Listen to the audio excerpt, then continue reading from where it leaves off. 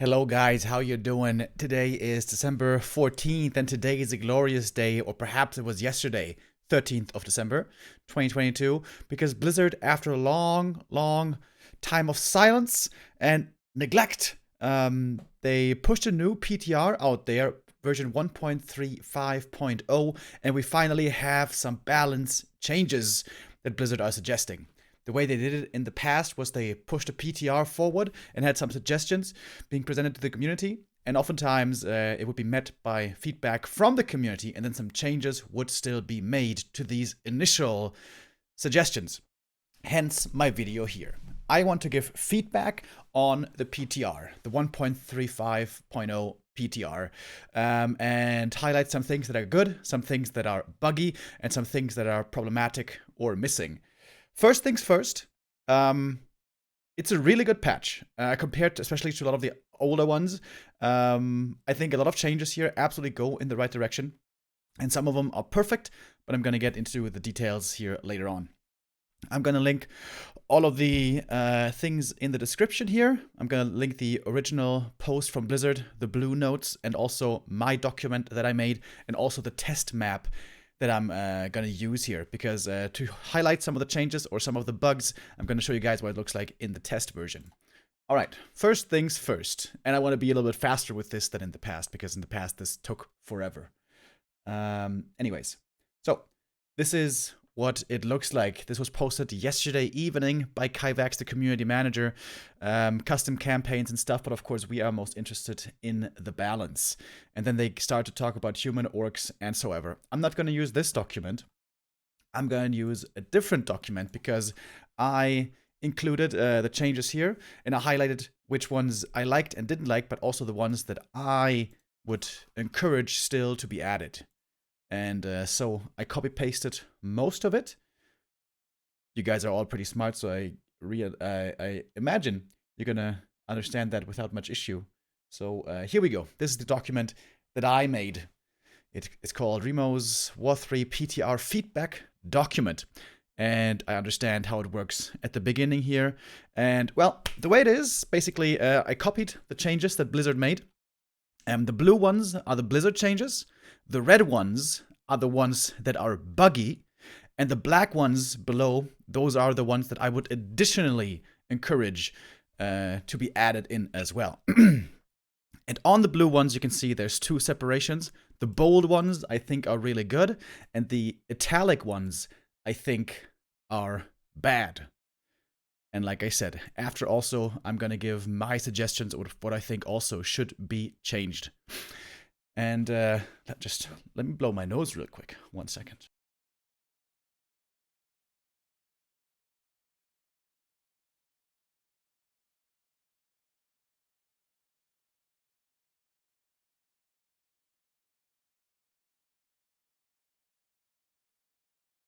Oh, there we go. I should probably start some music, otherwise this is just going to be a lot of dead background noise.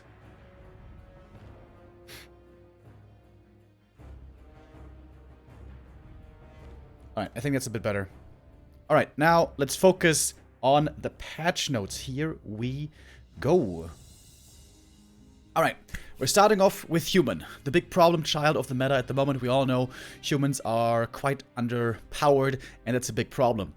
Also here at the beginning, I point out which are the problem matchups in my opinion, and I think most people would agree with that assessment. So at the moment, right now, human is weak against orc and weak against undead. So these are the problem matchups. We have to keep that in mind when looking at the changes, when trying to make an assessment if these will be working or not. Blacksmith lumber cost decrease, I think, is really good, from 60 to 50. I think this should be even more. I think it should be decreased from 60 to 40. Humans in the early game or getting towards the mid game have oftentimes issues getting their army up in time, whether you want to transition to rifles or maybe something with workshop. This lumber cost decrease can be a big help. Also, this could help an old favorite ladder strategy, the pally rifle build. If the lumber mill, if the blacksmith costs less lumber, this might be viable, maybe, but I think 10 lumber less is not enough. I think it should be 20 lumber less, but a step in the right direction.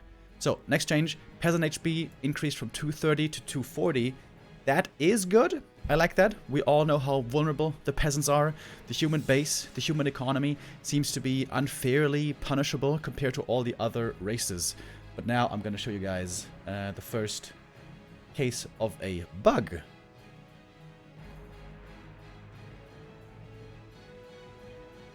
I'm going to jump in here into the game that I made. And wait, just trying to make sure that we have no sound here, otherwise it would be overlapping. Okay, good. You can see here, peasant, 240 HP. You click call to arms, 230 HP. So it loses HP. This is a bug that sometimes happens in Warcraft 3. When the unit morphs into something else, it is considered a different unit, and then also these values have to be changed. So hopefully Blizzard sees this and changes these values, because of course when you call militia, it should also be 240 HP. But that is a bug probably that should be getting fixed. Alright, that's the first bug. Alright, let's get back to the document.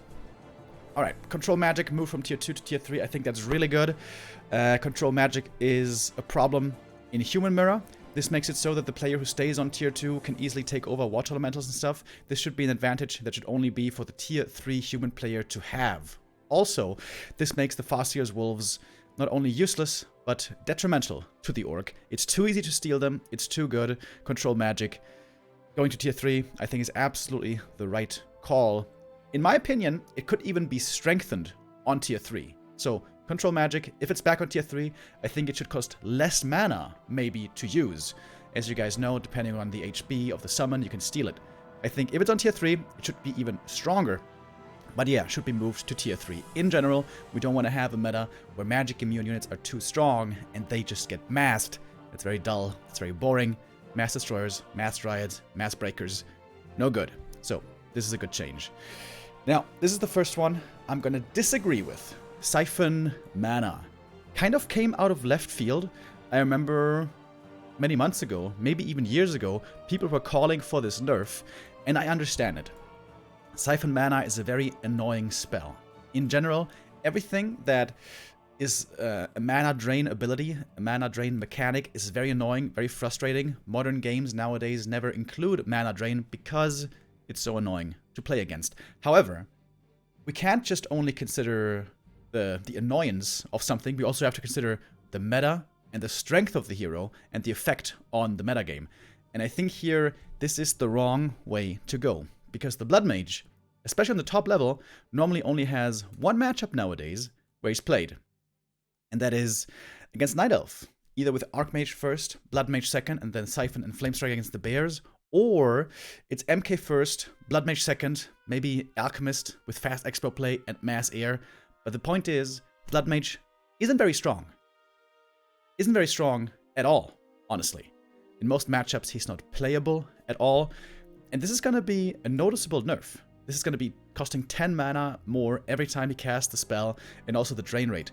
I could maybe get behind the drain rate getting nerfed, but honestly I think this is a nerf that is not necessary and is going to make a somewhat weak hero even weaker. I think this is already not a good idea, but this especially is a bad idea. This means that even level 1 Siphon, which is already a weak spell, will be getting nerfed even more. Also, we have to keep in mind, this is the Blood Mage's bread and butter, Siphon mana, because he has to use Siphon always. You either play Siphon plus Banish, or Siphon plus Flamestrike. You always have to have Siphon for the mana. And this is too much of a nerf. This is a nerf the Blood Mage doesn't deserve and doesn't need. The Blood Mage is overpowered nowhere, in any matchup, anywhere. A nerf here is completely out of place. Next change. I agree with the target of being buffed. I disagree with the execution. Here we see Holy Light. Blizzard suggests to decrease the cooldown from 5 to 4 seconds. Holy Light is very strong, one of the best heals in the game, and 4-second cooldown would be extremely low. Would make it a very strong spell, but the problem with the Paladin isn't really his late game potential. Once he's level 3, he's very strong anyways. He's strong enough anyways. I think the Paladin needs to be helped out early. This is a problem that Human has overall. The first hero viability options are extremely limited. We see Archmage almost all the time. Now, to be fair, most recently, Chimiko and others have been playing a bit of MK first again. with mixed success. We'll have to see where exactly that leads, but I would love to see Paladin be a viable first hero choice. I think that would help humans a lot. I think that would make the meta in so many matchups so much more interesting. But Holy Light cooldown is not what holds him back. Holy Light at 5 seconds is really good already. At 4 seconds, I guess it would be even better, but you're still gonna be, you know, mana capped. I guess if one target gets focused very quickly and loses HP quickly, I mean, 4-second cooldown is pretty crazy, that's true, but something else, something better could be done to help out the Pally, to give him more early game strength, to make him more viable of a first hero. And that's my suggestion down here. Increase Paladin movement speed from 290 to 320.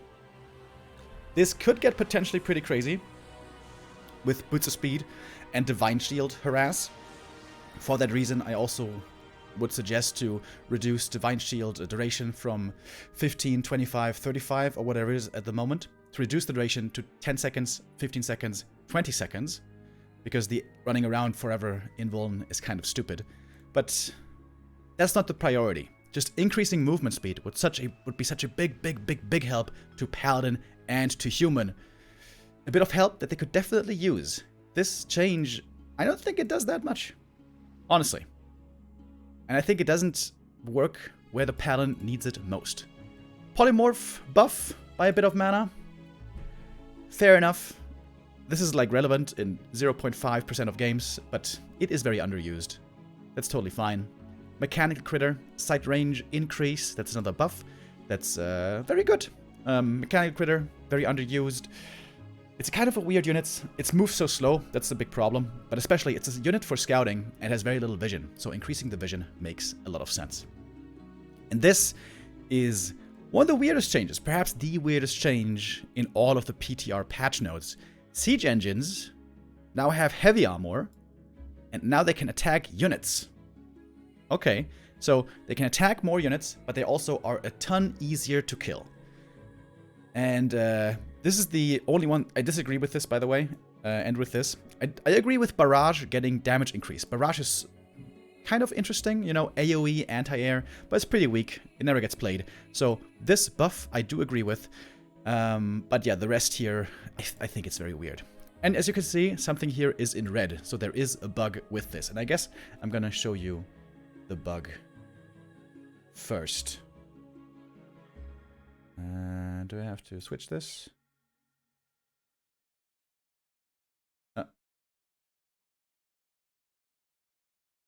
Okay, so we're back in the game, and where's the human base? There it is. So we make the tank, and indeed, as you can see, tank is ready. 23 to 33 damage, and you can see how little damage that is against peasants. 13 damage at a time. Of course, it's siege damage versus medium, which is very little damage. Yeah, it doesn't seem like it does much, but at least the tank can fight units now. And of course, that's the idea. If he can fight units, he should have less damage. But now comes the funny part. So, right, 23 to 33 damage. If you upgrade Barrage, suddenly the tank has 45 damage to 55. Hey, that's a little bit better. And it's the same issue with the peasant, by the way. The peasant, once it gets turned into militia, it is considered a different unit, so now the values are different. You see? It's the same for the tank. Once the tank has upgraded Barrage, it's considered a different unit, so then it reverts back to the old damage. This, of course, also is a bug that is not intended. But what is the thinking behind this? Like, why? The tank is not a fighter. Like, by its design, the tank is not a fighter. It has super low range of the normal attack with which it can attack buildings normally. The range is 192. That's less than a Huntress. It's so little. Also, he moves super slow. He's extremely clunky. Imagine you have an army of knights and tanks. Like, you're gonna be halfway across the map with the knights, and the tank has barely left the base.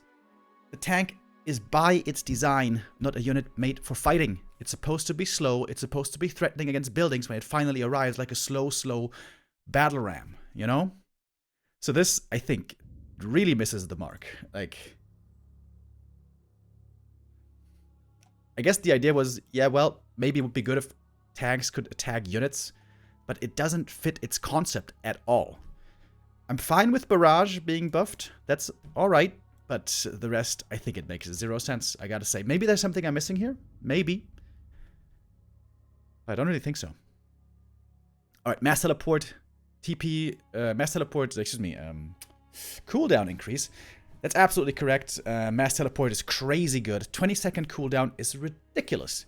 Honestly, this could be even way higher. This could be 60 to 90 seconds. I would say 90-second cooldown is probably healthy. But, you know, it's an ultimate. It doesn't matter that much. We see it very, very, very rarely. Mortar Team, HP getting increased by 20. So, where does that matter? Against Undead, when you play against Banshees, this matters. So, that's a nice help. And against Night Elf, when you play against Dryads, that helps. Also, where Human is a bit struggling at the moment. So, again, you have to consider the matchup. You have to consider the state of things. And so, yeah, I think this makes sense. This is a good change. And yeah, they fixed a previous bug with experience from tanks. But they have a new one. Haha. Alright, so these are the Blizzard changes. Some of which work, some of which don't. Some of which I like, some of which I don't. Now, I get to the point where I present my suggestions, which I think would help a lot. So, I thought of this recently, and that is to increase the call to arms range of militia. What this means is, when militia want to use call to arms, they have to walk to the Great Hall, or to the Town Hall, and pick up their arms, right? And at the moment, they have to get to melee range. They have to kiss the Town Hall, basically, to pick up arms. If there was more range to it, there would be much more micro potential, and it wouldn't be so finicky with the peasants. If this call to arms pickup range was increased from melee to 100, or maybe 150, but I think already 100 would be a huge help. This would be, I'm certain, such a huge quality of life improvement. It would make defending for the humans better. It would make it way better. It would make it feel way better to micro your peasants around. This would be a huge, huge help. And of course, if the call to arms range gets increased, then also the turning back into militia, or turning back from militia into peasants range should also be increased. If Warcraft 3 was a newer game, I'm sure this would have been a no-brainer to have more range on the militia pickup. Alright, that's just for human in general, a buff. Second, make animal war training available on tier 2. This means that when you reach tier 3 and you get those knights out, which you desperately need, especially against Undead, you can already have the upgrade. Another little buff that would help against Undead especially. Also, it means that you would be less reliant on having double barracks. When you play knights and you want to be ready on tier 3 fast, you have to have double barracks because you have to produce 2 knights and then maybe 1 knight and then animal war training. If you only have 1 barracks, you don't really have the time to go for animal war training, oftentimes. And this especially goes for Human Mirror. Human Mirror, which I'm still trying to find a way to move away from Breaker Mirror. If knights could be upgraded, animal war training could be upgraded on tier 2, then maybe humans could have an easier time. They certainly would have an easier time getting to tier 3 and not be forced to play Breaker Mirror all the time. And of course also it would help in other matchups. I mentioned the Paladin movement speed increase already. I think this would be a wonderful change for the Pally especially, but also for human overall.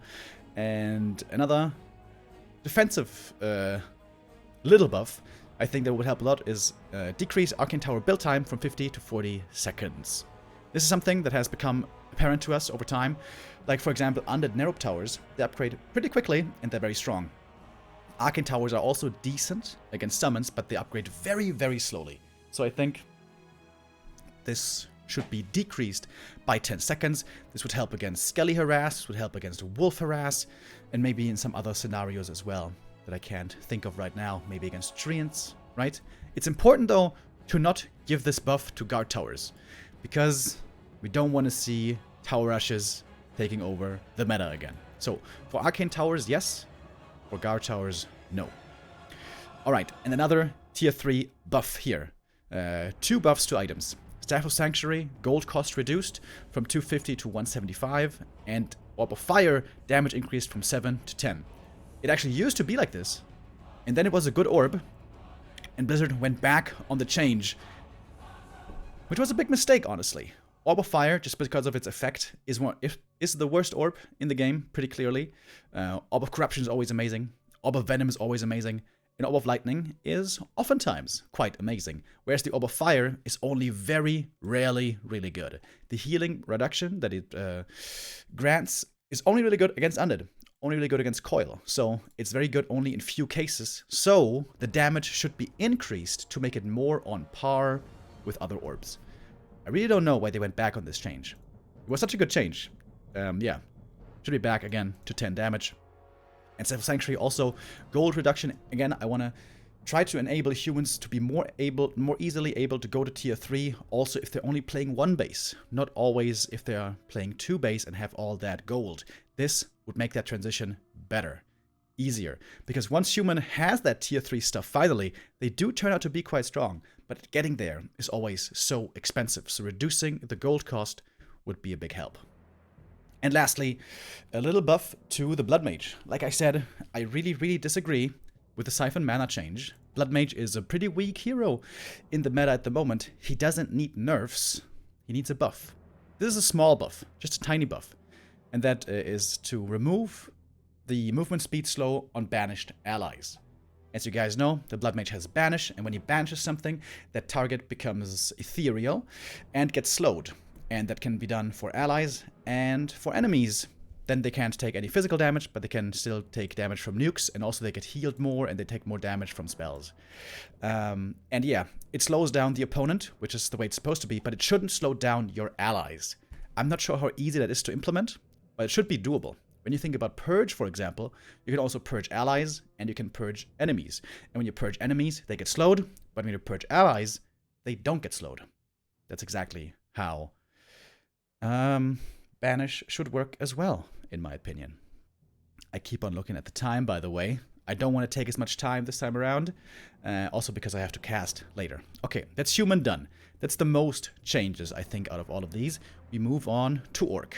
And of course, we all know the Orc Headhunters have been quite the menace, but we have to keep something in mind, and that is that, honestly, the Headhunters are nowadays only a problem in one single matchup. Only against human. The Undeads have found an answer. The Night Elves have always had an answer. And in Orc Mirror, okay, in Orc Mirror they're also a bit of a problem, because it's very hard to beat Headhunters with Blade and Grunts. But of course, there, we're gonna see a change that will help. I think this is going in the right direction, but I still mark it as red because it is too much. It is way too much, in my opinion. And because it's red, there's also a bug associated with it that I'm going to show you guys in a little bit. But yeah, I think this is too much. Headhunters, they are really good because they are cheap. And I think we all agree that they are a little bit too cheap, but that's a 20 gold increase. That is more than 10% gold increase, and also more lumber. And I think the lumber is even the more painful part. The really cool thing with Headhunters was that you could be pretty cheap. You didn't have to invest as much into heal salves because you were playing CORSAIR, and you could afford to go tier 3 very reliably. Headhunters are cheap, tier 3 available, lots of tech options. We want to make tier 3 accessible. We want to enable more diversity in armies, more tech routes, and more hero presence as well.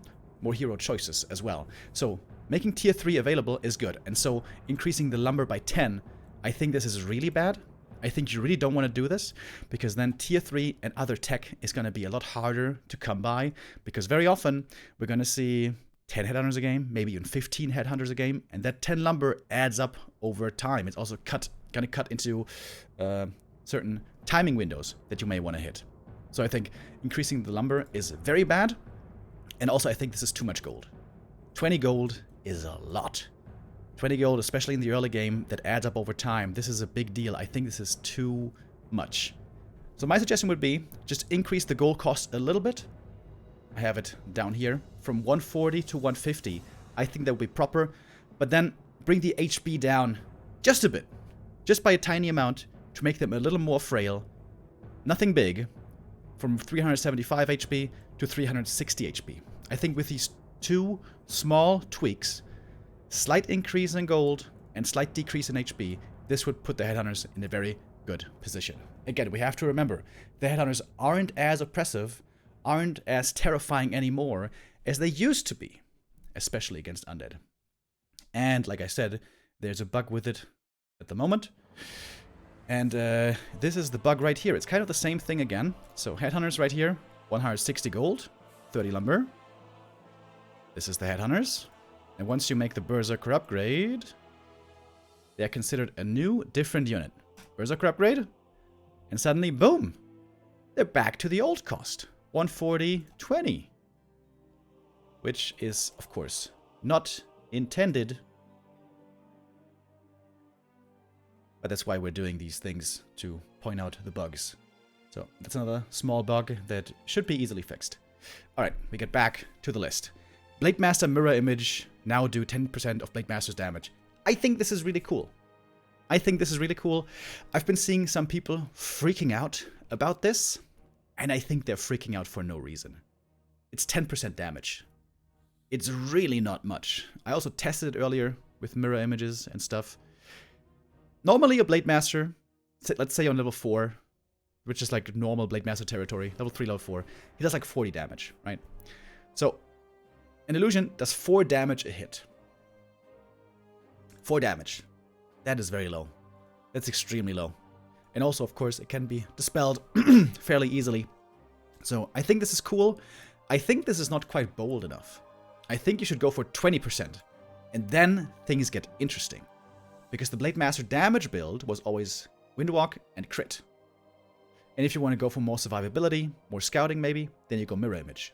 But if you increase the damage to 20%, suddenly there's different build options for the Blademaster for doing damage. If it's 20% damage from illusions, well, that changes things. If you have 2 illusions out, that's 40% more damage. But what are you gonna skip on? Are you gonna skip on crit? Are you gonna skip on Windwalk? Both of those provide a lot more damage and more utility in the case of Windwalk. So I think this is a cool change. I like it.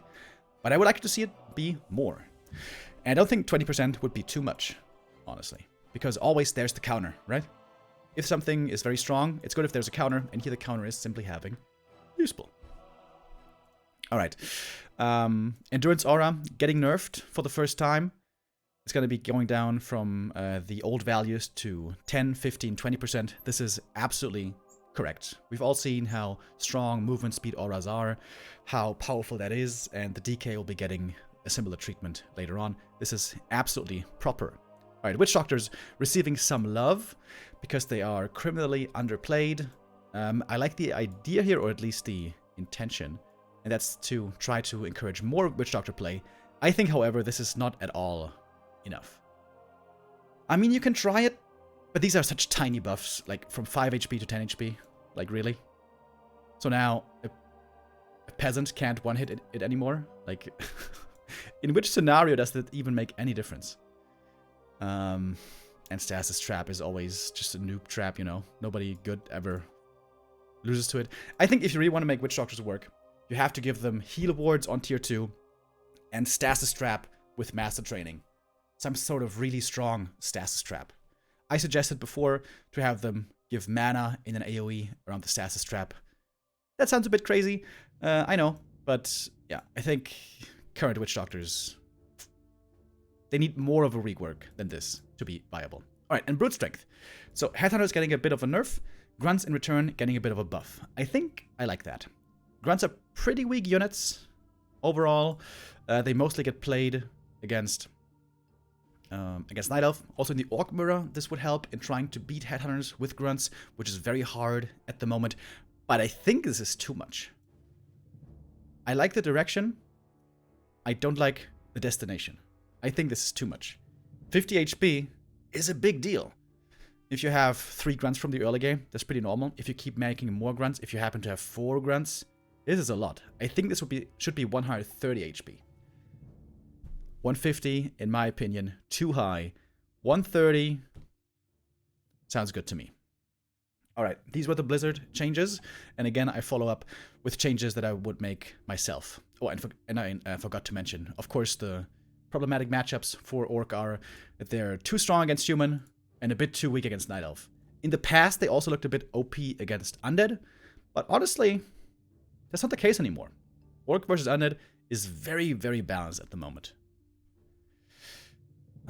Yeah, anyways, The Great Hall build time. This is always such a huge annoyance for the orcs.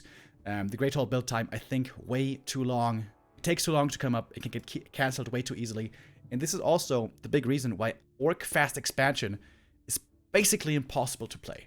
This super long build time. I think the meta got really interesting when all races, or not all races, but more races could fast expand. Right? When we think back to the olden days, humans could always fast expand, Night Elf could always fast expand, but the other two races couldn't. But with some patch changes to Sacrificial Skull, Undead nowadays can also fast expand, and that opens up the variety of play a lot. So I also would love to see orcs receiving help with the expansion to perhaps make it possible for them to fast expand, and a change like this could facilitate this. Also, of course, Headhunters will be getting nerfed. That's a nerf overall to orcs, so a little compensation buff here with the expansion I think would be very, very proper. And it wouldn't be a Remo patch suggestion without Taurens. You guys know I love Taurens. I think they're very exciting units, very cool units. We never see them. They're pretty underpowered, very underplayed. So I think just reducing the gold cost from 280 to 250 would help a lot. It's quite a bit of gold.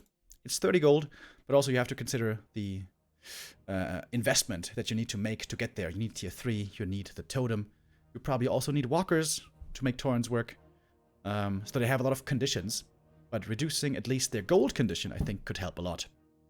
Because Taurens are basically the only tier 3 melee units we don't see. We see bears all the time, we see MGs a decent amount of times, we see A-bombs very often, and we see knights all the time as well. So I think it would be cool if we saw more Taurens as well. Talked about this earlier already.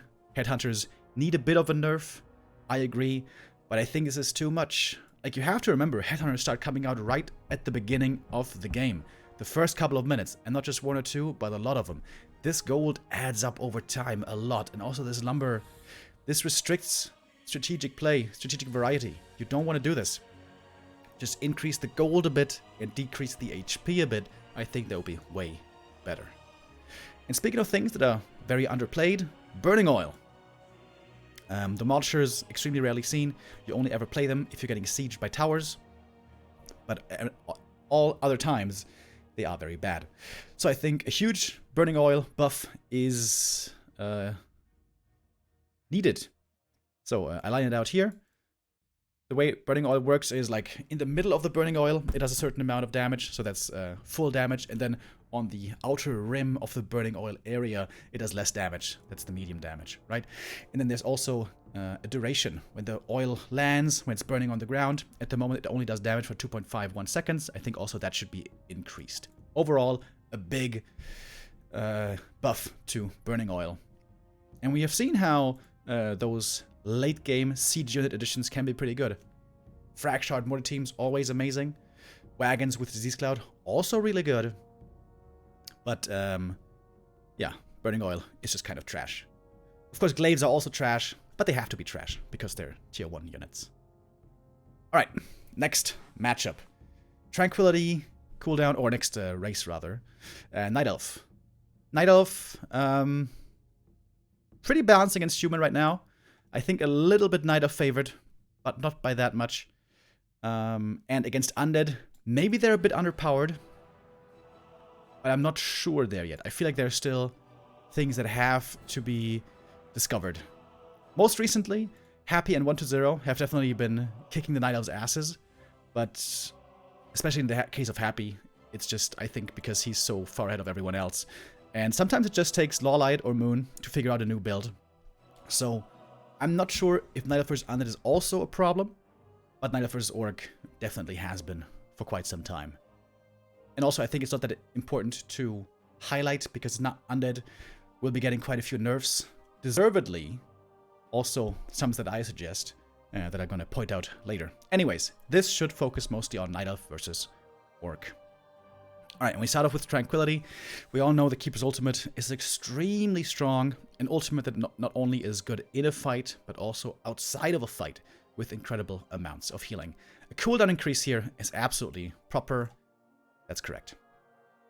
Alright, Starfall, cooldown reduced from 3 minutes to 2 minutes. I think that is not bad. Oh wait, I should turn the alerts off. Whoops. that's not bad, but I think it's not the right approach. I think the Starfall ultimate should be really amazing when you use it once. You shouldn't have to use it many times to have the effect. So buffing Starfall, good. Increasing or reducing cooldown, not really the right approach, in my opinion. I think the damage per wave of Starfall, rather, should be buffed. Starfall, as I always like to say, is the most beautiful ultimate in the game, but it's not that impressive in terms of damage. 50 damage per star kind of sounds like a lot, but it really isn't. Normally, when we see a Potom use Starfall, it looks nice, and then she loses the game. So I think increasing the damage per wave would be much better than the cooldown. However, the mana cost, I agree. Honestly, I think most ultimates have way too high of a mana cost. When you get level 6, when you get the ultimate, it should be a celebratory moment. It should be an amazing, epic encounter in the game. You shouldn't be locked behind it in terms of mana. With some suggestions of heroes who have endless mana, like the Lich, for example. So yeah, decreasing mana cost for Starfall, very good. I think, honestly, mana cost of ultimates everywhere almost could be reduced. And now, next comes an interesting change, which is hard to wrap your head around what that's gonna do. And that's Druid of the Talon, Crow form, now does piercing damage. In the past, it used to be doing magic damage, which is always weird, because flying units don't have heavy armor, unless you have some weird dragons or something, but normally they never do.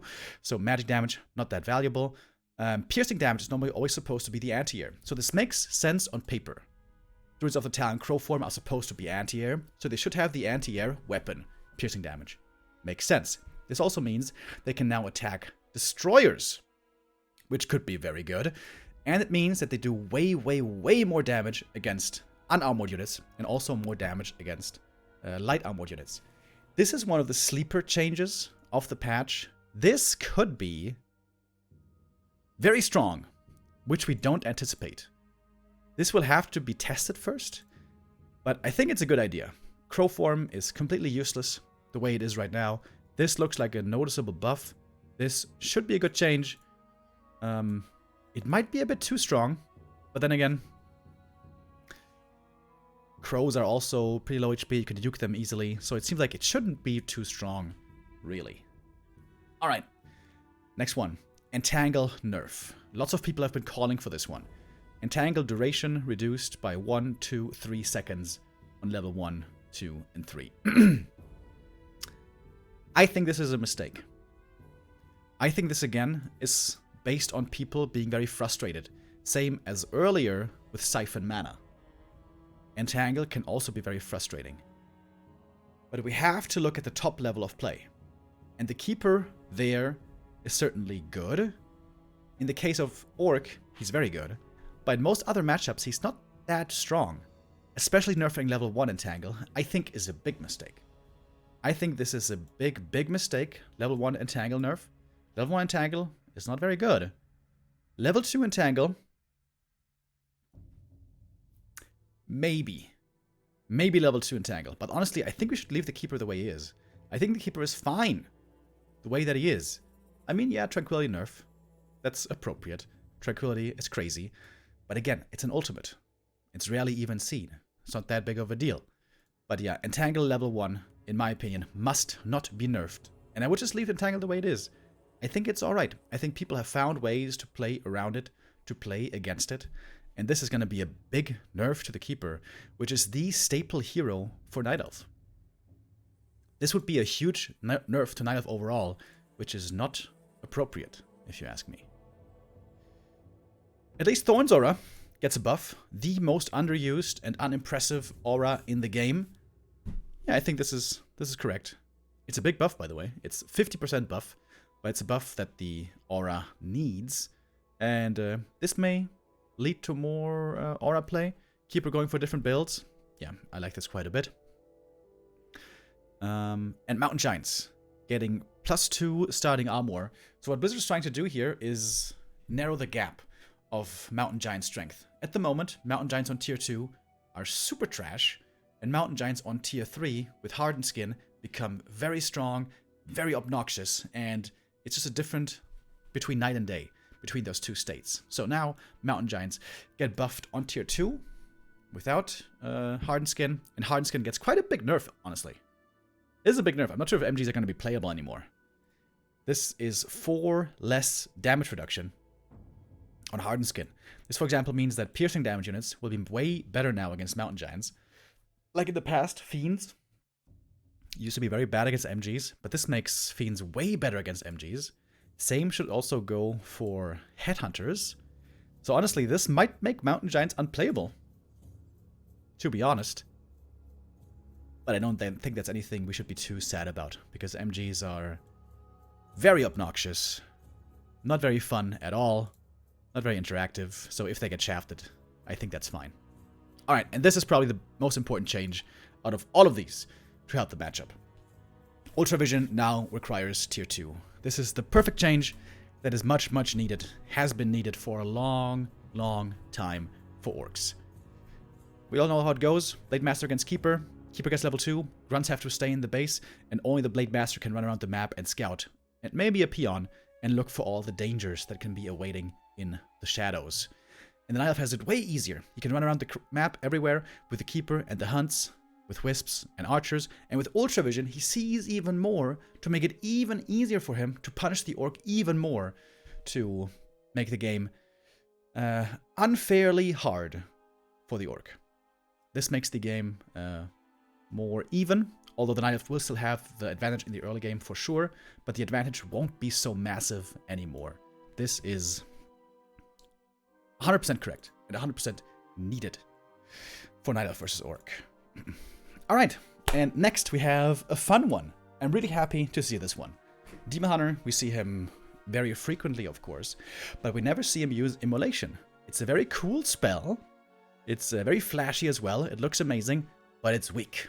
It's weak as hell. So Blizzard here is trying to give Immolation a big buff, which I very much agree with. So first of all, we have the mana drain being reduced from 7 to 5 seconds. Cost less mana. That makes sense. And secondly, and here, Blizzard made a mistake because they didn't quite do the calculations and testing correctly. So the way they want to do it is, they want to increase the DPS by 5 per level. I think that's absolutely fine. That makes sense. So from 10, 15, 20 to 15, 20, 25.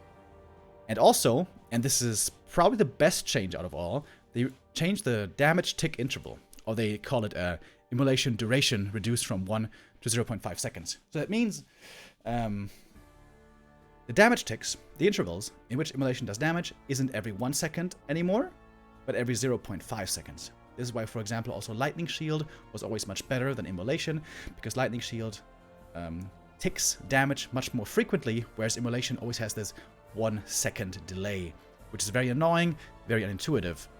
So these are all good changes, but the way they interact together, there's a bit of a problem. Because the way it turns out, in reality is, at the moment, these damage values that were supposed to do damage in 1 second, do damage every half a second.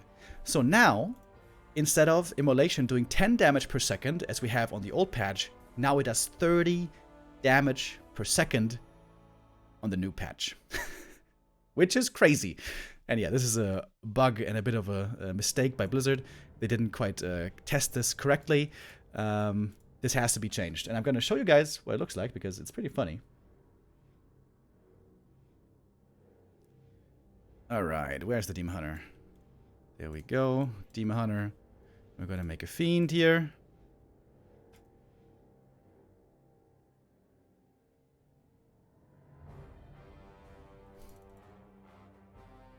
So, Immolation, right? You see it here, 15 damage per second.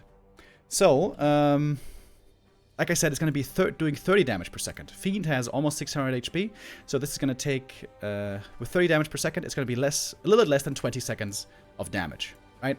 Just so you guys can double check my math. So it should be 15 damage per second, as it says, but because of the mistake, it's going to be 30 damage per second. And, I'm going to show you guys. I go here, turn on Immolation, and look at that Fiend burn. You can see the 15 damage ticks happening every 0.5 seconds. So this essentially is 30 damage per second on level 1. This is pretty sick. You can see how fast it goes. This was a little bit less than 20 seconds that it took to kill the Fiend. It's my favorite bug of this patch. Yeah.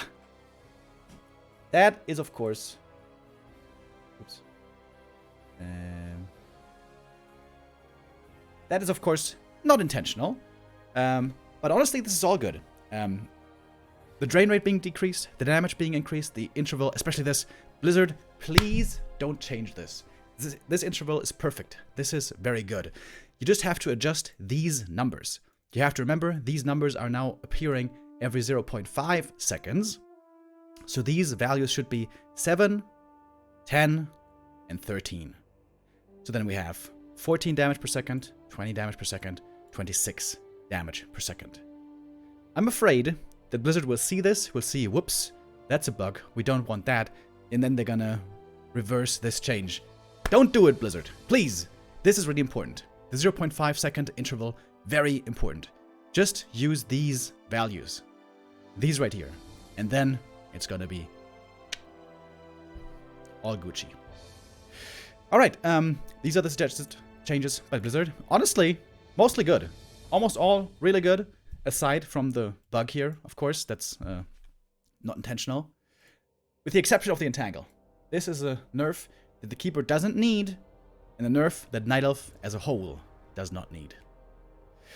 And then some more suggestions from me. I think there's a few more things that could get a little bit of love from Blizzard and from the patch. And I think the Potom is the prime example here. I think Night Elf should have an opportunity to have lots of nighttime vision, because, you know, it's like their fantasy. It's the way they work. They are elves of the night. But not on tier 1 with ultra vision. It's too strong. We've seen it plenty of times. But there should be one special case, in my opinion, and that's the Potom. I think it's always cool when there's heroes able to do something unique, something special that only they can do, nobody else. And I think we could use the Potom for exactly this. I think we should increase the Potom's nighttime vision from 800 to 1900. All heroes at daytime have 1800 vision. This is, I think, without an exception, the case. And the Potom, I think she should have the special ability of having even more nighttime vision. A little bit more vision than even other heroes during daytime.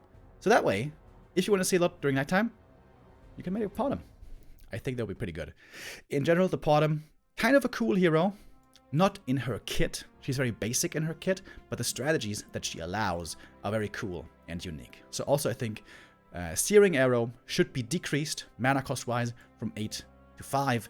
This would also make her a bit better against Demon Hunter in Night Elf Mirror, which would help a lot, because we don't want to see Bear Mirror every single time. I talked about the Starfall damage increase earlier. I think this would be a better change than the cooldown change.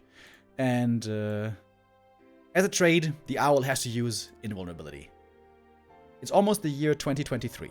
We don't want to have invulnerable units that we can't deal with. This is extremely obnoxious, very outdated game design. This is not correct. So yeah, Owl shouldn't have Invulnerability. It's a little bit silly, honestly. Yeah, that's it for the Potom. But with these few changes, I think the Potom could be very interesting and perhaps even more of a pick in other matchups as well. Next up, this is a change to the Druid of the Talon, and that is Fairy Fire. I talked about, or just mentioned, game design. It cannot be the case that you can tag a unit with a spell, and then you have vision of that unit for 2 minutes. And it's, of course, Fairy Fire. That can't be. This is an RTS. You can't just put map hack on units. Of course, there's Dispel and stuff, but that's, you know, not a very good counter. So I think instead of having Ultra Vision and Detection from Fairy Fire, I think it should have a more interesting mechanic, and that's reduced healing. 25% reduced healing. It's not that much, but it's a little bit, which could help. The mechanic was introduced to Warcraft 3 quite some time ago by Blizzard with the Orb of Fire. Orb of Fire reduces healing as well, so adding this to Fairy Fire should very much be possible, and this also would make it more playable of a bear counter. Druids of the Talon, sometimes are seen against bears, but very rarely because they only work on certain maps, and it seems to not work out so well with the timings and all that. But with reduced healing, would be better against bears, against rejuve, and also against other things that perhaps we're not even thinking about right now. And again, if it's a strong ability, there will always be a counter option with Dispel. That's something I want to get across here. We want to have strong abilities to give units new potential, but also, ideally, have counters to them already in place. And I think this Fairy Fire change would facilitate that quite well. Alright, next up, Druid of the Claw. This one's probably going to be a bit controversial. The bears don't really dominate the meta in most matchups, but I think in 2 matchups they are way too good. And that is in Knight of Mirror, which is the reason why we see Bear Mirror all the time, and it gets very boring, and also against human. I think bears are a bit too strong at the moment. Bears have great damage amplification, they have great healing, and also they have great damage. This is already 3 huge assets, which make the bear super strong. I think HP should be reduced by the bear. This is a pretty small HP nerf, honestly. This is around 5%, right? A little bit less than 5%, but I feel like bears are a bit too oppressive in those 2 matchups, and should receive a small nerf. Night Elf here getting mostly buffs, if we disregard the Entangle, because, like I said, I don't think Entangle should be nerfed. I think bears are the unit that needs a little bit of a nerf. And yeah, down here I wrote down what the values should be. So again, the damage tick interval, Blizzard, please don't change it. Having it tick every 0.5 seconds is absolutely perfect, but use these values, and then we're good. And then we're in a good spot. Alright, now we come to Undead, my race, as you guys may know. And the problematic matchups, of course, are Undead versus Human. Undead versus Night Elf, some people are saying, I'm not sure on that yet, but I'm willing to wait for more evidence and then maybe address this as well. But as you guys will see, there's quite a few nerfs in here. Alright, first things first. Anti-magic shell. Blizzard suggests for it to now... Oh wait, did I understand this wrong? It's not quite clear what they mean with this. Anti-magic shield can now receive the same summon magic damage inflicted by Dispel, Purge, and Abolish magic. The way I understood it was, you should be able to dispel anti-magic shell with Dispel abilities, but summon magic damage? Maybe they mean that summoned units can receive damage? But that was already the case, so I don't think they mean this. Alright, this is a bit complicated, but the way it works, even on the old Warcraft version, is if summons, like beetles, have anti-magic shell on them, then you can still dispel them, but it takes more dispel to break through the anti-magic shield. But I don't really think they mean this. I think what they mean is they want AMS to be dispellable. And that's why it's in red. Because that is not doable. Gonna make a little presentation here.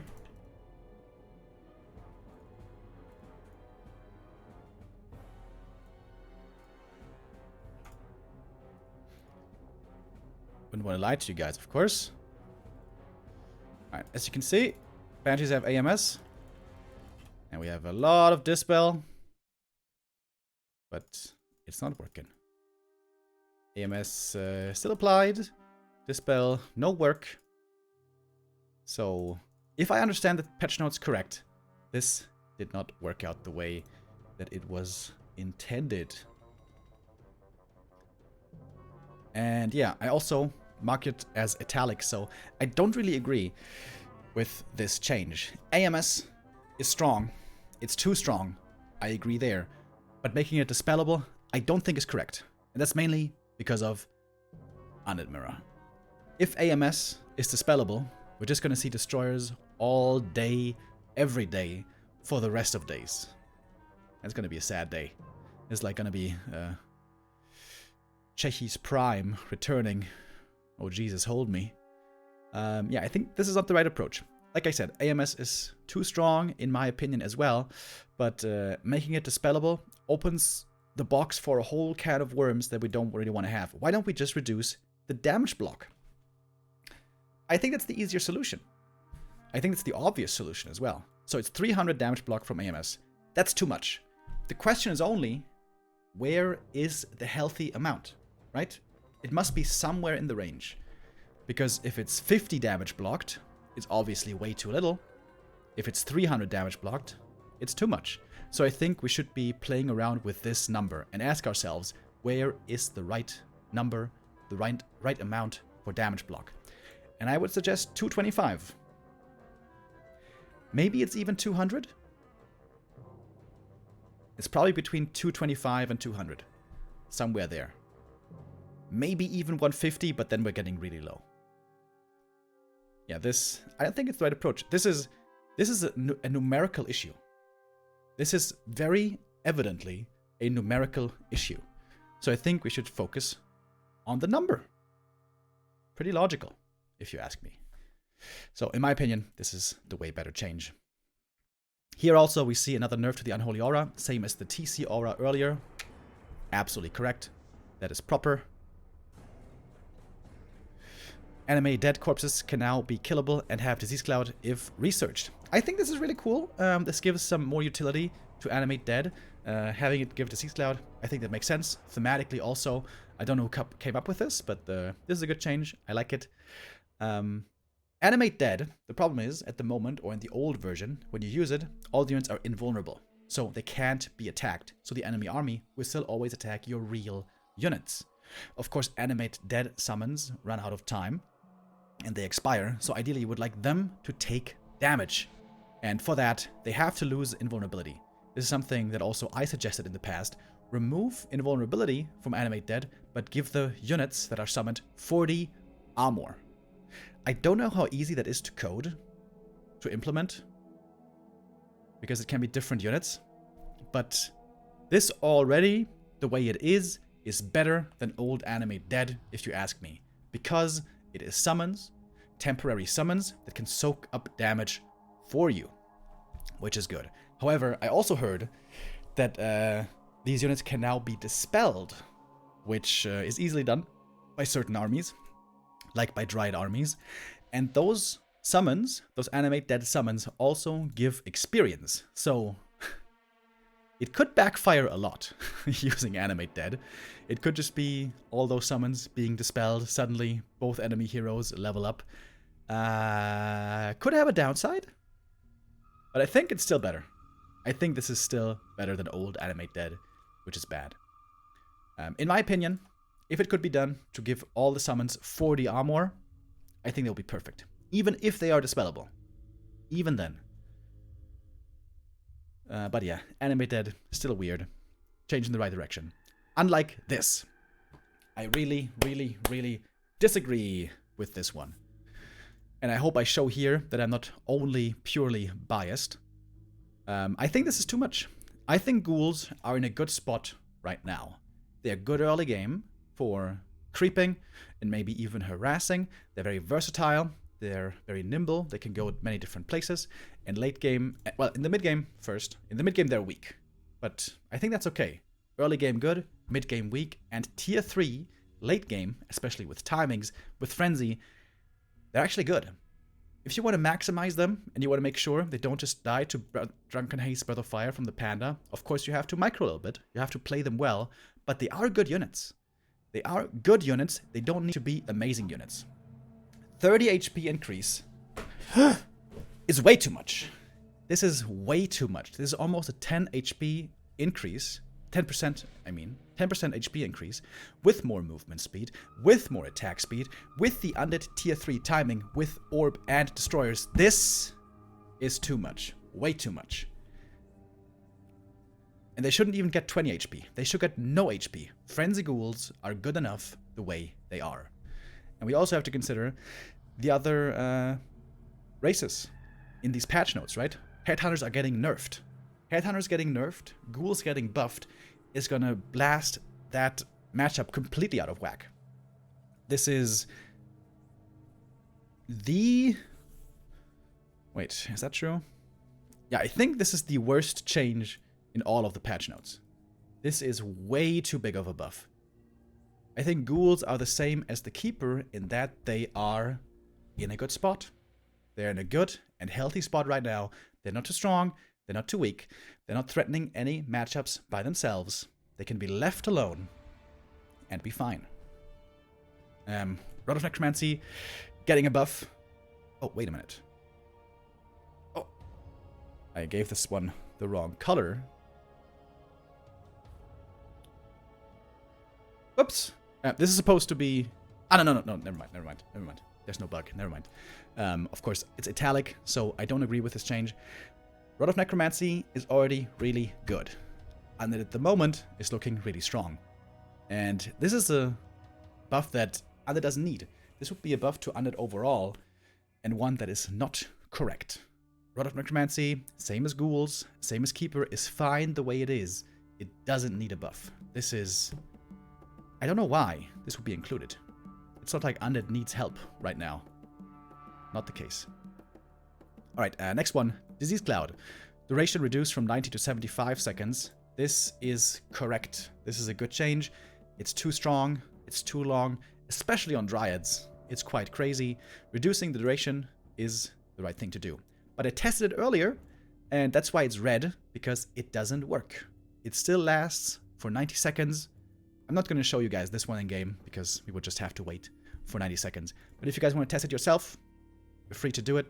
But you can believe me, it's still 90 seconds at the moment, so this is another bug that needs to be fixed. But in general, yes, this is the right thing to do. Alright, and the next one, this one confused me. Statue level increased from 2 to 3. So normally this means that the unit gives more experience. Level 1 units give 25 experience, level 2 units give 40 experience, level 3 units give 60 experience. But didn't statues always give 60 experience? Maybe I'm wrong. Maybe I just don't know this properly. And if I'm wrong, then this is a good change. But if I'm wrong, and they only gave 40 before and 60 now, this is a decent change. But it's not enough. It's not close to enough. Statues are amazing, and Undead definitely needs them. Without statues, Undead is screwed. But they're too good. They're too good, especially for their cost. And you have to consider, what does this mean? Level 2 to level 3. This means statues are only nerfed if you kill them. If you kill them and get experience and level up more. Only then is this change relevant. But guess what? Only one race can kill statues. Only Orc. For Orc, maybe this change is relevant. For everyone else, it isn't. Humans can't kill statues if the Undead positions well. Night Elf can't kill statues if the Undead positions well. Unless your name is Moon, but most of us aren't called Moon. Even in Undead Mirror, Undeads can't kill statues if they're positioned well. Statues need to have a nerf that is applicable everywhere and doesn't have to meet a condition. The condition here is, first you have to kill the statues for this nerf to go into effect. So this is not the right nerf to do. The right nerf to do, in my opinion, is increase the gold cost from 200 to 230 gold. That's a lot of gold. You need always at least 2 statues, probably more like 3, probably more like 4. This is a lot of gold, but I think it's the right amount. And I think it's the nerf the statue needs. Like I said, this nerf won't even matter half the time, or 75% of the time. But this one will. This one will always matter, this one will always be felt. And yeah, it is a nerf that's needed, in my opinion, because the statue is the best unit in the game, and Undead is doing a bit too well at the moment. Speaking of things that are doing too well, I now go over into the suggestions that I have, additionally to the ones that Blizzard suggested. So, the Lich has been a menace for a long, long time. And it was only really this year that we figured out how crazy Dark Ritual can be. In the past, it was always Lich playing Frost Armor. Lich second, Frost Armor protects your fiends, protects your heroes and stuff. Frost Armor also really good. But nowadays, with Ghoul Fast expansion and Dark Ritual, we saw how crazy strong Dark Ritual could be. Level 1 Dark Ritual, completely fine. But level 2 Dark Ritual with 66% transfer is too good. I did the maths for this earlier. Right now, a skeleton gives the Lich 94 mana.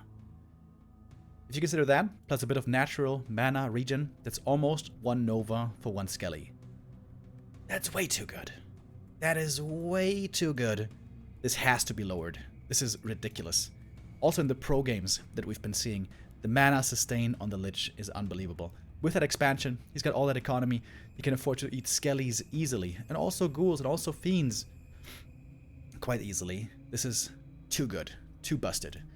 So I would suggest reducing the mana transfer rate from this to 33, 55, 77. Like I said, I did the math earlier. It's really only level 2 that matters. Level 3 Dark Ritual doesn't matter. Like, when are you gonna get that? With level 7 Lich? But yeah, let's reduce that as well. Whatever. But the level 2, that's the big deal. At the moment, like I said, Dark Ritual on Skellies, level 2 Dark Ritual is 94 mana, which is too much. With 55%, it should be 74 mana, which is a lot less than a Nova. This should put it in a good position. Level 1 is fine. That's working out well enough. 35 mana, more or less. I think 34 mana for level 1 Dark Ritual. Yeah, this would make Dark Ritual a lot more healthy. However, I think that's not enough of a nerf. Especially Lich level... Lich first, has looked absolutely ridiculous lately. So I think, yeah, Dark Ritual needs a nerf, but more needs a nerf. And I think that's Frost Nova. Frost Nova, the damage is already really strong. And the AoE is super strong, along with the right clicks from the Lich. At least the slow duration should be less. Especially level 3 Nova is ridiculous. It's way too good. It's 8 seconds slow on units with an 8-second cooldown. Like, you know, any game designer should be able to tell you that that's ridiculous. 8 seconds slow, 8-second cooldown. Shouldn't be like that. So, the slow needs a nerf. You can see the old slow values here. 4 seconds for units, 2 seconds for heroes, 6 seconds for units, 3 seconds for heroes, right? You get it. So, level 1 Nova is fine, but level 2 Nova, the slow should be nerfed a little bit. And level 3 Nova, the slow should be nerfed a lot. By 2 seconds on units, and by a full second on a hero. We saw on the TC, for example, quite some time ago, that when the Stomp was looking way, way, way too strong, reducing the duration of the crowd control is a big deal. For the TC, it was the stun duration. For the Lich here, it would be the slow duration. And then the Lich would be more in line once again. Lich is probably the strongest hero in the game right now. And yeah, needs a bit of a nerf, I think. Most would agree. And I talked about the Banshee earlier. Like I said, this is a numerical question. This AMS Dispel, this is unnecessary headaches. It's just a question of what's the right number. So we should focus on the right number. And additionally, Possession, we've seen that plenty of times, is simply too good against Knights. Too easy to take them over. So I think the channeling time on Possession should be increased from 4.5 to 6 seconds. That's a big deal. That's a lot of time, especially in the hands of the right player who's trying to counter it, with mortar teams, for example, or with other things. This might be making Possession very weak, but I think that's fine. Banshees are still very strong. Curse very strong. AMS would still be strong, even with the nerfs. And yeah, it shouldn't be possible that just a couple of Banshees counter a whole Knight army so easily. Alright, so this was lots of nerfs to Undead. Lots of nerfs that I think they deserve. But I think they also could use 2 small buffs, and that is to underused heroes. We all want to see as many heroes viable and playable in the meta as possible. Of course, the DK and the Lich are the superstars for the Undead, and we see them played all the time. But the other 2 heroes, I think they could use some love. And the Dreadlord comes to mind first and foremost, because the Dreadlord is one of the worst heroes in the whole game. In my opinion, Dreadlord and Firelord, the worst heroes in the game. And I thought of many different ways to buff the Dreadlord, but especially Sleep and Carrion Swarm, if you buff them a little bit too much, they could be broken. And also the Aura is really annoying, because you can only play certain units with the Aura, so the Aura is honestly not something you want to consider too much. So instead of buffing the abilities, I think it would be correct to buff the stats for the Dreadlord. And not strength, not intelligence, but rather agility. Increase it from 16 to 20. I've suggested this before, and people have called me crazy. And I agree it looks crazy. It looks crazy. Just 4 more stats out the gate. That seems insane. But you have to consider, it's a strength hero, right? So, he doesn't get more HP, he doesn't get more mana or more damage from this. Well, sort of, because he gets a bit more attack speed. This is a few points of attack speed and around 1 armor. A little bit more than 1 armor. This would make the Dreadlord a little bit more sturdy, do a little bit more right-click damage, and make him more potent, especially of a first hero. Which I think would be very interesting. I talked about it earlier with the Paladin. I talked about it earlier with the Potom. I think we want to have more first hero options for all the races.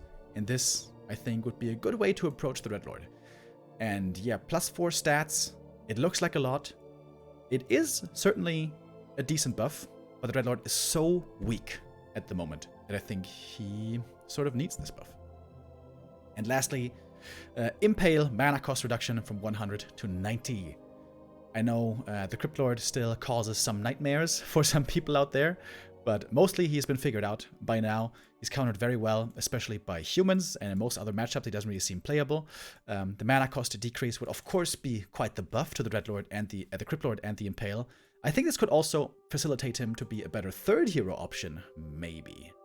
Because the issue with the Cryptlord at the moment is, when you add him in the late game, level 1, he only has 2 Impales, and that's it. But now, if it was 90 mana, and you put like 2 Circlets on him or something like that, maybe you get 3 Impales out. Which could be quite the help. Shouldn't make the Cryptlord too crazy.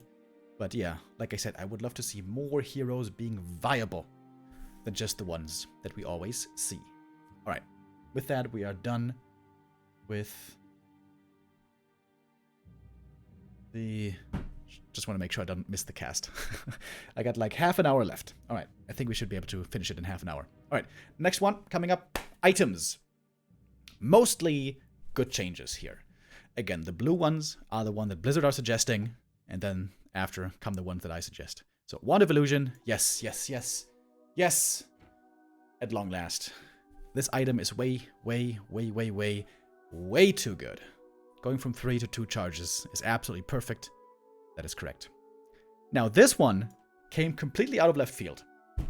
Wand of Mana Stealing buff. From 50 mana drained to 75 mana drained. And this one's like... This is the sleeper change. I'm surprised that nobody cried out about this. Because I think we should. This is a 50% increase on mana drain. And this is an item that you oftentimes get in the early game. This would be crazy strong against all strength heroes. Draining 150 mana in the early game. Imagine, against a Mountain King, against a DK, maybe even against a Paladin in some weird game. Yeah, but this is way too much. This is way too much, and I think this is very weird by Blizzard. So, of course, the items that can drop from this camp is Wand of Mana Stealing, Scroll of the Beast, Big Invo Potion, Big Mana Potion, and Big Healing Potion, right? 5 items. And the thing is, all these items are pretty good in the right scenario. But one stands out above the rest for always being super good and normally always being way better than everything else. And that is the Mana Potion. The Mana Potion is the big money drop. So we have 4 items on one level and 1 item on a higher level. And Blizzard decides to take one of the properly positioned items and raise it also into the OP status. Which boggles my mind. Why? It's so obvious what we have to do. The mana potion is too good when all the other items are proper. So obviously, we have to nerf the mana potion. And that's what I suggest here. Reduce mana granted from big mana potion and mana stone. I think they're basically both guilty of this from 250 to 200. What this means is just that we're going to have 2 OP items from this camp. We want to have 0 OP items. We want to have these items as fairly valued as possible. Yeah, this is, I think, a big mistake in the assessment of Blizzard, and one that I certainly hope they revert. Alright, next up, Circlet. Used to be 2-2-2 stats, now it's going to be 1-1-2, and you can toggle the item, so you can click it and decide which attribute point gets +2 stats. I think this is really good. I think I may have suggested this one, because this is similar to the big mana potion thing. We want the items in the same tier to be comparable in strength. At the moment, from this camp, Circlet is extremely good, Claws is extremely good, and Gloves and Ring are just okay. And especially early game, and you can find these items early game. This can so heavily skew a matchup. Say, for example, Human Mirror, or any mirror, Farseer Mirror. If you get double Claws versus double Ring, you're immediately behind, because it's always going to be the units that get targeted. So I think we have to bring down the power of the overperforming items, and we don't even have to bring up the power of the weaker ones. So I agree. I wholeheartedly agree with nerfing the Circlet. However, if the Circlet is nerfed like this, the cost also has to be reduced. Circlet, of course, is purchasable in the shop, and at this stat line, it's going to be a bad purchase. Circlet is expensive, 175 gold. So yes, I agree, Circlet should be nerfed to be more in line with the other items, like Ring and Gloves. But then also cost should be reduced to still make it a worthwhile purchase from the shop. I think that makes a lot of sense. And for that reason also, Claws of Attack +5 should be reduced to Claws of Attack +4. Claws getting nerfed more and more over here. Yeah, I think that's the right thing to do. It gets a little bit weird with Mantle and Slippers and stuff, also giving +3 damage, and Claws give +4 damage. But I think it's the right thing to do. I have to repeat myself here. We want to make sure that the items you find from the Circlet camp have similar strength levels. And the Circlet will be properly brought down in strength, but I think the Claws, I really think the Claws also should be brought down to +4. Because otherwise, it's always going to be the Claws that are best and the other items that are worse. And that makes RNG very frustrating. If your opponent gets all the good items, you get all the bad items. There's still going to be variance. People still, most people kind of like RNG, but not when it's too extreme. And I think these are the values that should be used. Claws +5 along with the stats to make it appropriate. And of course, reduce the cost of Circlet. Please. Otherwise, they're way too strong. Alright, Legion Doomhorn and Ancient Django also getting nerfed again, which I'm not sure if they needed another nerf, but I mean, they're still aura items. They're still good items. This is still okay. I forgot to put in here, I think if the aura items get nerfed, the move speed aura items get nerfed, I think then also the mana aura should get nerfed. So right now, the Brilliance aura is 0.5. I think then it should go down to 0.4 maybe. It's not a huge deal. But it feels like with these nerfs, the Brilliance aura suddenly will be by far the best item, which it kind of already is. Alright, and lastly, Claws of Attack +9, I think should be reduced to Claws of Attack +7. Again, this speaks once more to the item level, the item power level of any given set tier, if you want to call it that. Claws +9 are basically always the best item there. It's so much better than a Periapt. It's so much better than Evasion. It's so much better than a Ring. Almost always. The Pendant was already nerfed from this camp, which it should have been. Was nerfed properly. I think also the Claws should really be nerfed. Alright, and with that, we are almost through. So, We had all the races, we had the items, but I have one more thing that I would like to mention. Oh, I forgot to include this. Blizzard in the patch notes also said that they want to increase Tavern Revive cost by 5%. And I think that doesn't matter at all. I think 5% is like, whatever, but I'm fine with that. I think that's not a big deal. All right, but what I would like to see is to reduce the gold cost of all Ultra Heroes from 425 to 400 gold. Of course, your first hero doesn't cost gold, as we all know, but second and third hero do cost gold. If they cost less, that enables more tech options, more tier 3 options, more triple hero options. If we bring down the cost, we make the accessibility easier. And the more tier 3 and the more triple hero we see, the better it is, because those games are always the most exciting. Also, in terms of balance, it is pretty much out of whack that the Tavern Heroes cost the same as Ultra Heroes, because Tavern Heroes arrive instantly. They have no training time. They arrive right away, and not just in your base, but in the middle of the map, where they can be active right away, which I think is a big misbalancing, just naturally, of Tavern and Ultra Heroes. Of course, Tavern Heroes have always cost 35 more lumber than Ultra Heroes. I think that's in no way enough. I think it should also be 25 more gold for Tavern Heroes, and by extension, 25 less for Ultra Heroes. So that's why I suggest the 400 gold for those. All right, and again, you can see a pattern here in my suggestions. I want to see as many heroes viable as possible. And the Dreadlord earlier I mentioned as one of the weakest heroes. The next one is the Firelord. The Firelord is trash. All of his abilities are pretty damn bad, but he has one good thing going for him, and that is that he has really good right-click. So I would love to see more right-click damage dealer, ranged damage dealer potential from him by increasing his agility gain. At the moment, his agility gain is 1.6. I think we should increase that to 3, which is a lot. That is a lot of damage, because of course that's not just damage that he gains, but also attack speed that he gains.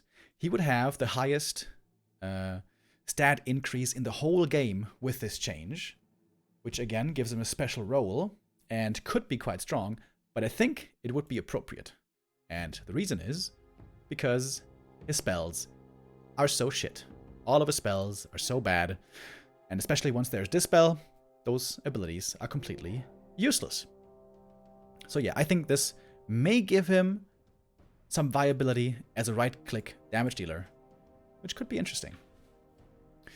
And also I include the Goblin Alchemist, the Alchemist's Chemical Rage, to increase duration from 15 to 20 seconds. This is going to give him more DPS uptime, less downtime. It's going to make this ability a lot less frustrating. At the moment we see Chemical Rage exactly never, because against Undead he's not good enough anymore, and in general Chemical Rage is just kind of bad. And this could enable more build options.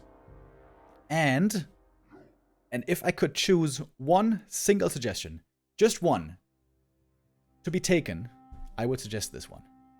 And I warn you, it is a daring one. And that is to change the cluster rockets from the Tinker, ability type, and damage type from magic to universal. Universal is what all the ultimates have. That's why the stun from the Infernal, for example, stuns Dryads. That's why Death and Decay does damage to Dryads, because the damage type isn't magic and the ability type, but it's universal. It works against everything. And I think it would be cool, really cool, if the Tinker had that. That would mean we would have one ability, one non-ultimate ability, that would work against magic immune units. That means against Dryads, against Destroyers, against Breakers. Like I said earlier, I think massing magic immune units is really stupid, no matter which one it is.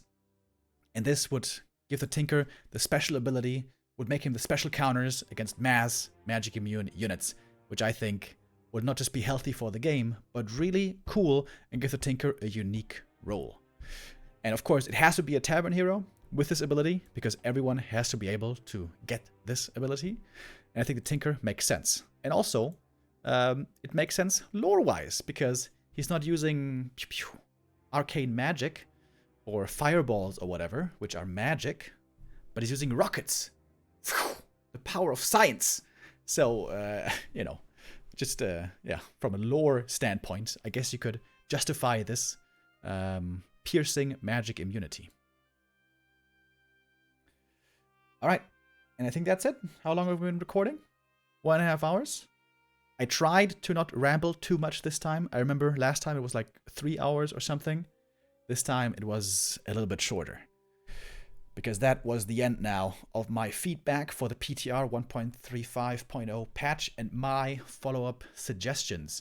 If Blizzard does it the way they did before, they will revise their patch notes by gathering community feedback, and maybe in 1 or 2 weeks present a new version. And if they do it like that again, maybe I'm going to do another one of these videos. It's pretty exciting though. We were desperate for a new patch for balance changes for a long time. Now it seems like we're finally going to get them. I encourage all of you, of course, as well, to give your thoughts here on YouTube and also on Reddit, on Twitter, whatever, on Discord. Discord's always a good place to go. Our channel, our Discord, has been hot with conversation for the last couple of hours. And yeah, that's it. Gonna have to turn this thing off, upload, and start the cast in a couple of minutes. Yeah. I say goodbye. I'll see you guys soon. Take care and have a good one.